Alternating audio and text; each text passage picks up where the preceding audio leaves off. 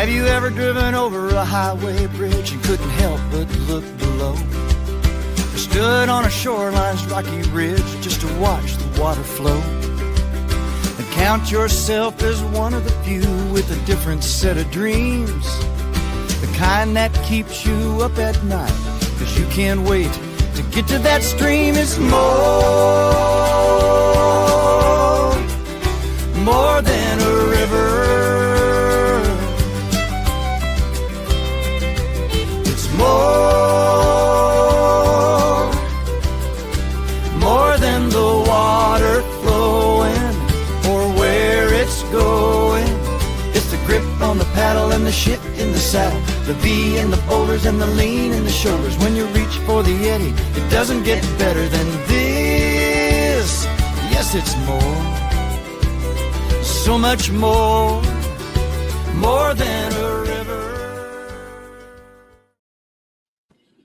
Well, hello, everybody.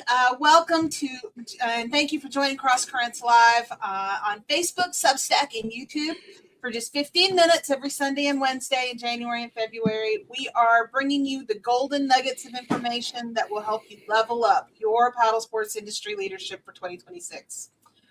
So tonight we continue talking to leaders across paddle sports and outdoor rec by talking to Chad Hoover, the founder of Kayak Bass Fishing, arguably the largest paddle sports community in the nation.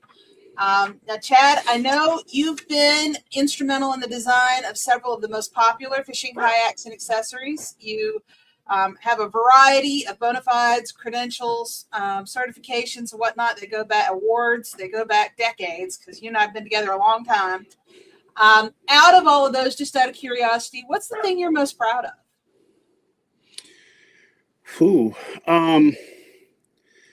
Well, honestly, I went through this kind of life-altering thing last year, which kind of forced me to take stock of a lot of things. And, they say you hear this about musicians and stuff, and I've always thought it was kind of silly when you watch award shows and stuff about peer recognition. And this is not anything to say that I don't appreciate the recognition of fans and those kind of things, but you've got as many people sometimes that hate you as love you, so don't know which ones are right. But probably the thing that I'm the most proud of is getting inducted into the Hall of Fame, the Legends of the Outdoors Hall of Fame, which encompasses all the outdoors. There's other halls of fame like bass fishing and hunting and stuff like that, but this is the one that encompasses everything. And they host it at the Bass Pro Shops headquarters in Springfield, Missouri every year. So then I had a conversation with another guy who was in the Hall of Fame, and that really kind of gave me goosebumps and resonated with me. And when I was digging through all my stuff, kind of rebuilding my life after the divorce and after this health thing that I went through, I found the plaque and the buckle that I had just stuck in a box. And it just reminded me of what this guy said. He said, it's not about what you do when you get up to getting inducted into the Hall of Fame. It's what you do afterwards to live up to it.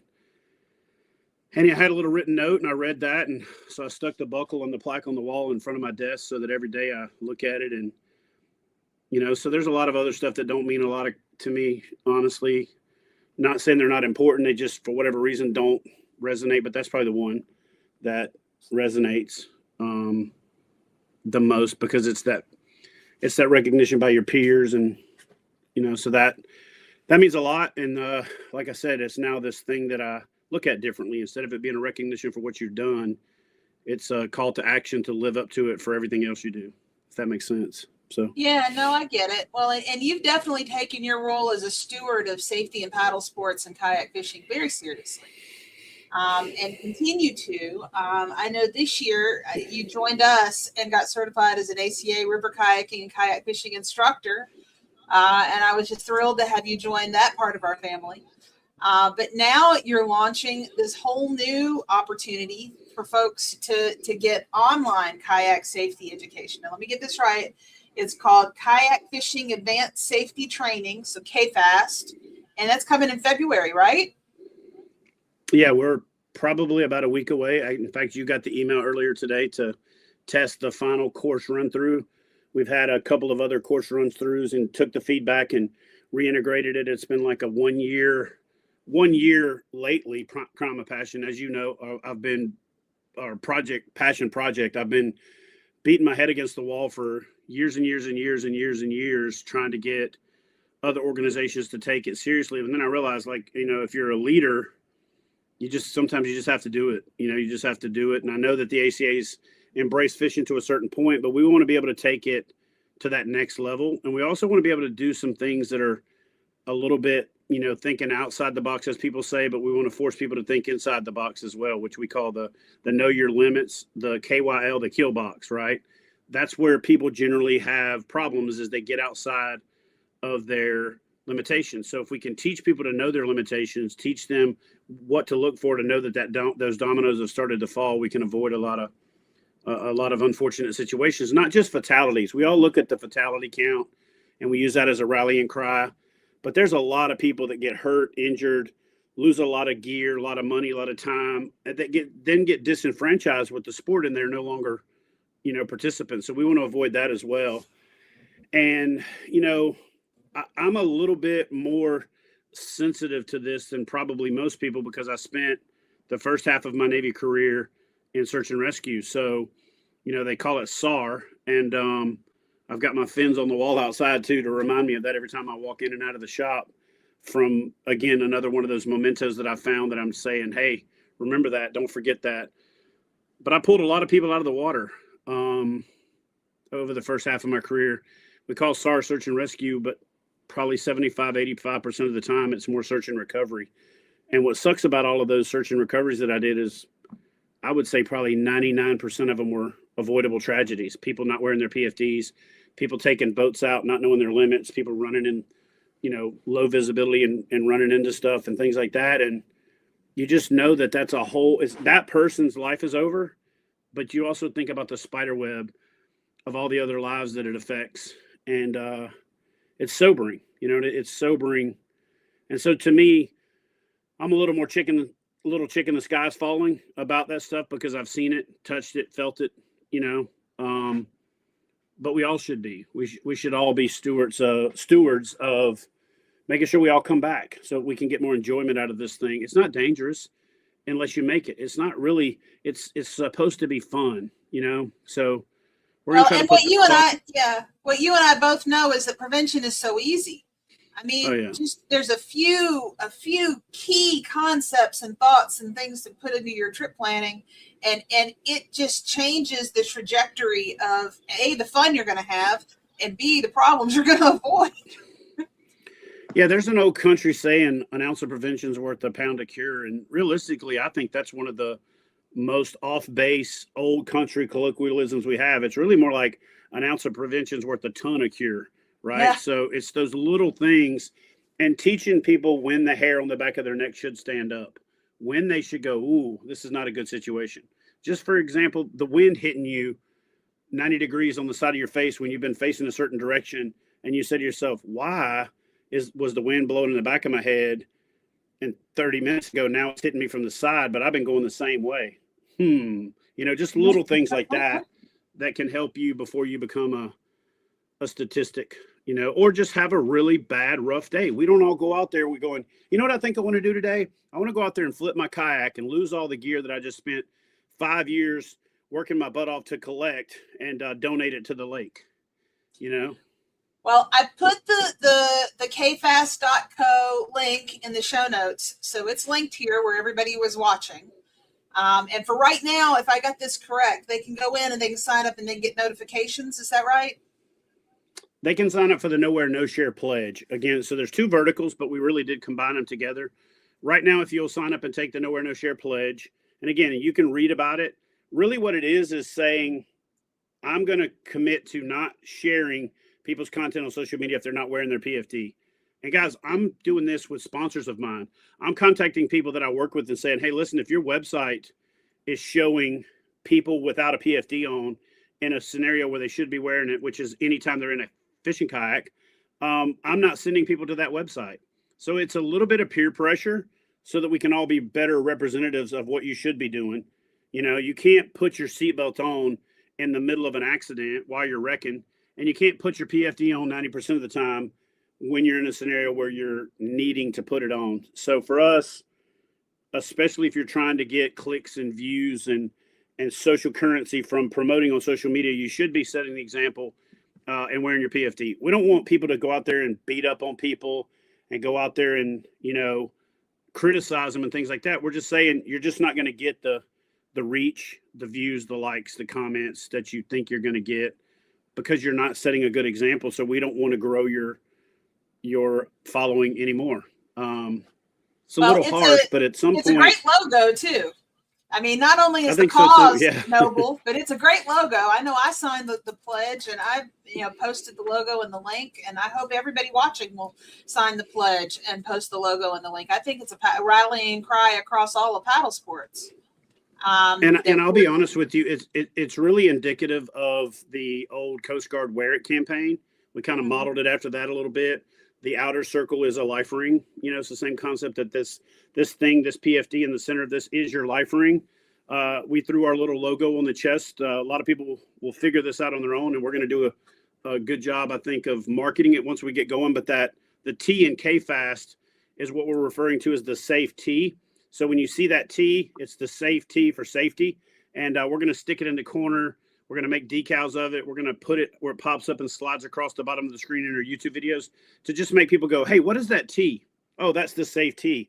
To make people go, what is no wear, no share? So we could explain it all, but we want it to be a little bit vague and a little bit of that if you know, you know, but it triggers the question, what is no wear, no share? Oh, well, head over to nowearnoshare.com and check it out. And there's a pretty good explanation there. And we've got quite a few videos, and we're encouraging people to, make the profile photo, their profile photo for a day, a week, a month, a year, indefinitely, whatever they feel like doing to help raise awareness. And yeah, that's what we're doing. That's but more importantly, we've created what we consider the most comprehensive, hopefully entertaining, basic safety course ever. It's going to take you 3 hours to complete it. It took us a year to build it. So when I say it's 3 hours of real instruction, you're going to learn stuff from it that you can use for the rest of your life, that you can share with other people. It's $25 to take the course to help us cover the cost of it, to cover the marketing of it, to cover, the decals and some of the expenses that we have. But simultaneously, it's there for us to invest in further spreading the word.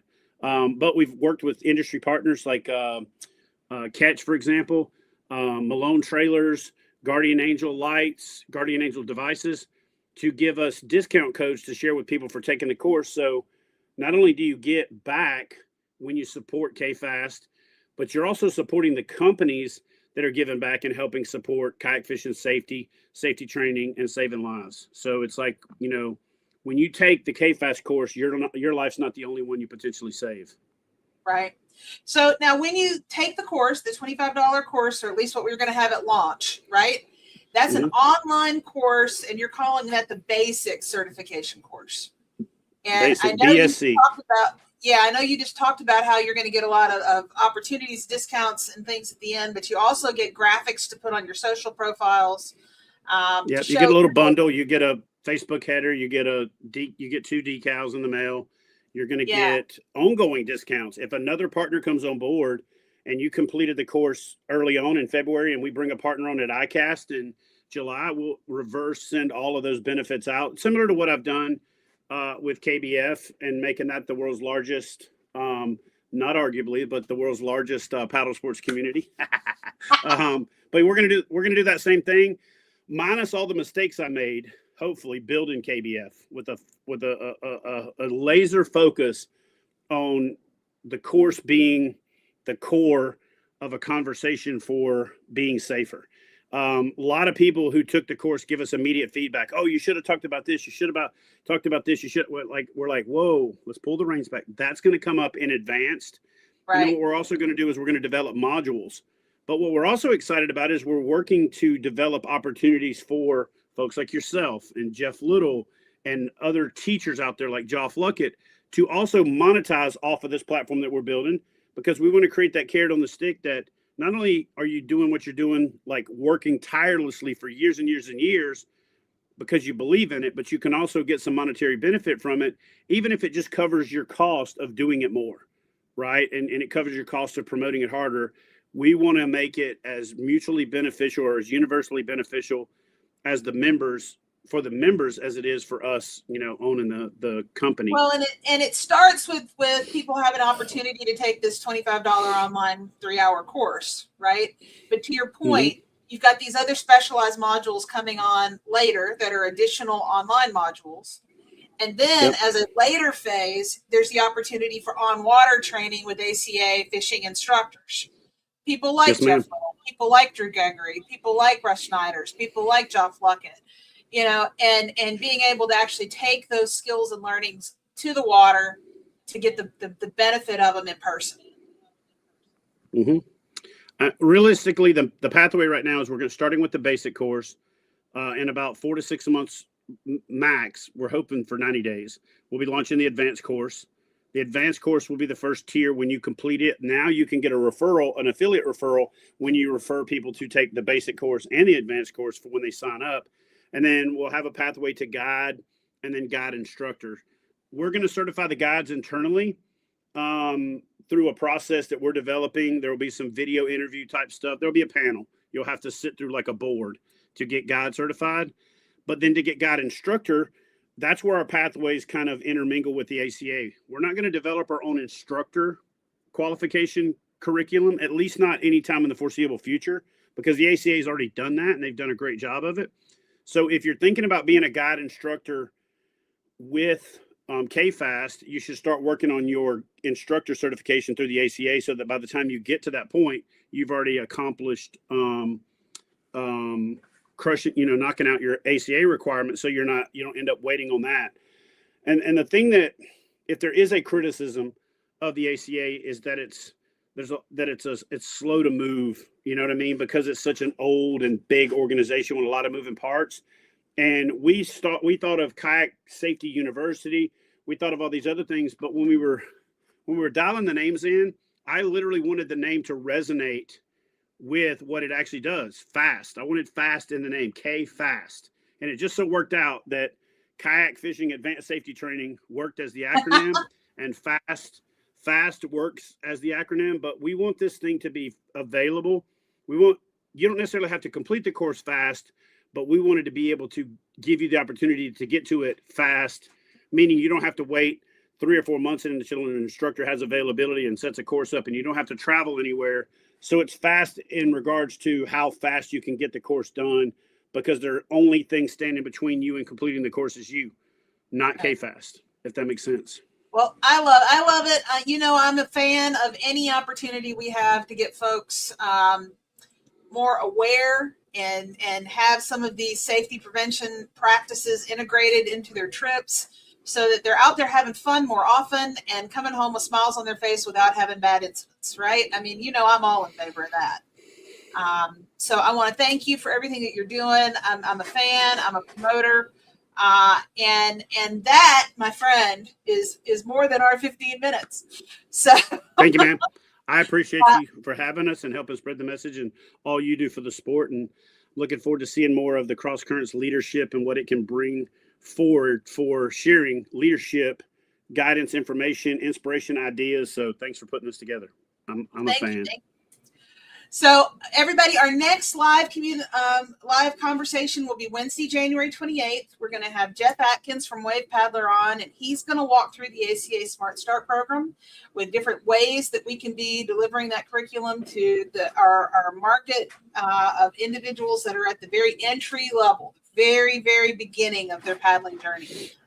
In the meantime, I want to thank all of our subscribers on all platforms. I'm going to throw a special shout out to the folks that have subscribed on Substack, because you're getting the email updates, and there are just a few of you, but you are very special people who upgraded from that free subscription to supporting our work here, making it possible to keep doing what we're doing. So thank you so much for doing that. Thanks also to Jerry Vandiver for allowing us to use his music in our intro. I will see all of you guys Wednesday. Thanks, Chad.